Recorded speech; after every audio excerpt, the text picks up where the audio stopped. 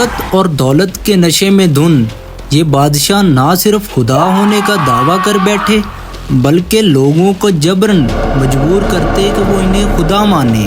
لیکن جب خدا کا قہر ان پر ٹوٹا تو کیسے یہ جھوٹی خدائی کا دعویٰ کرنے والے اپنے ماننے والوں کے سامنے ذلت امیز موت مرے۔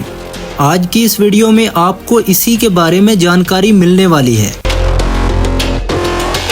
دوستو، اس ویڈیو میں آپ کو خدا ہونے کا دعویٰ کرنے والے 3 بادشاہوں کی کہانی سنانے جا رہے ہیں، جس میں سب سے پہلے آتا ہے نمرود۔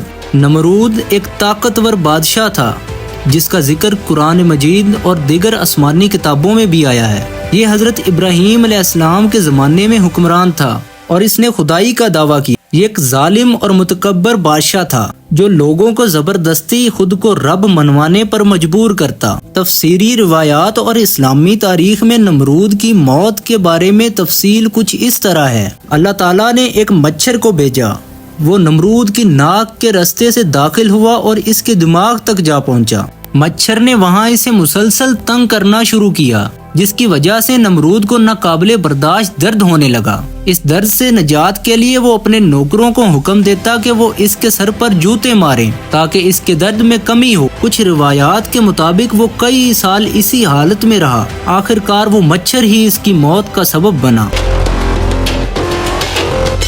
دوستو، اس کے بعد باری آتی ہے فرعون کی۔ فرعون مصر کا بادشاہ تھا اور حضرت موسیٰ علیہ السلام کے وقت کا سب سے طاقتور حکمران سمجھا جاتا تھا۔ یہ انتہائی مغرور، ظالم اور خود کو خدا کہلوانے والا شخص تھا۔ اس نے بنی اسرائیل کو غلام بنا کر رکھا ہوا تھا اور ان پر ظلم و ستم کی انتہا کر رکھی تھی۔ فرعون کی موت اس طرح ہوئی کہ جب اللہ تعالیٰ کے عذاب آنے کا وقت آیا تو حضرت موسیٰ علیہ السلام کو بنی اسرائیل کے ساتھ مصر نکلنے کا حکم دیا گیا۔ حضرت موسیٰ علیہ السلام اپنی قوم کے ساتھ رات کے وقت روانہ ہوئے اور اللہ تعالیٰ نے سمندر کو ان کے لیے پھاڑ دیا اور رستہ بنا دیا۔ فرعون اور اس کا لشکر بھی ان کے پیچھے آیا اور جیسے ہی وہ سمندر کے درمیان پہنچے تو سورۃ الشعراء میں اللہ تعالیٰ بیان کرتا ہے، پھر سمندر نے ان پر ایسی چادر ڈال دی کہ وہ غرق ہو گئے۔ جب فرعون ڈوبنے لگا تو اس نے کہا، اب میں ایمان لاتا ہوں۔ سورہ یونس آیت نمبر 90، اس نے کہا، میں ایمان لایا جس پر بنی اسرائیل ایمان لائے، وہی سچا خدا ہے اور میں بھی فرما برداروں میں ہوں۔ مگر اللہ تعالیٰ نے اس کا ایمان قبول نہ کیا کیونکہ موت کے وقت کا ایمان فائدہ نہیں دیتا۔ سورہ یونس آیت نمبر 91، اب ایمان لاتا ہے حالانکہ پہلے نافرمانی کرتا رہا۔ اللہ تعالیٰ نے فرعون کی لاش کو بچا لیا تاکہ آنے والی نسلیں اس سے عبرت حاصل کریں۔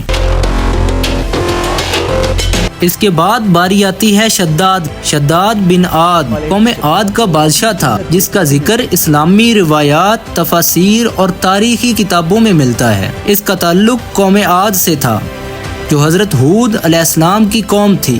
شداد ایک ظالم، متکبر اور خود کو خدا سمجھنے والا شخص تھا۔ شداد نے جب جنت کی صفات سنی تو غرور اور تکبر میں آ کر کہنے لگا کہ اگر آسمان میں کوئی جنت ہے تو میں زمین پر بھی اس جیسی جنت خود بنا سکتا ہوں۔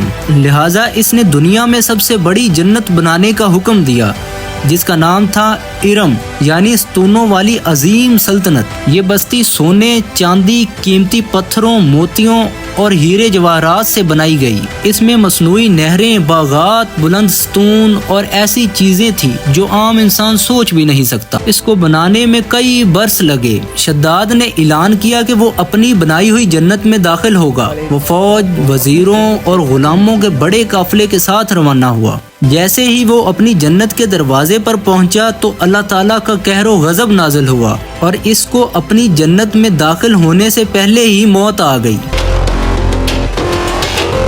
دوستو، ان واقعات سے ہمیں سبق ملتا ہے کہ انسان جتنا بھی طاقتور ہو جائے مگر اللہ کے سامنے کچھ نہیں۔ جو بھی خدائی کا دعویٰ کرتا ہے وہ تباہ و برباد ہو جاتا ہے۔ آج کی ہماری ویڈیو کیسی لگی ہمیں کمنٹ میں ضرور بتائیں اور ہمارے چینل عمرز ایرا کو سبسکرائب کرنا نہ بھولیں۔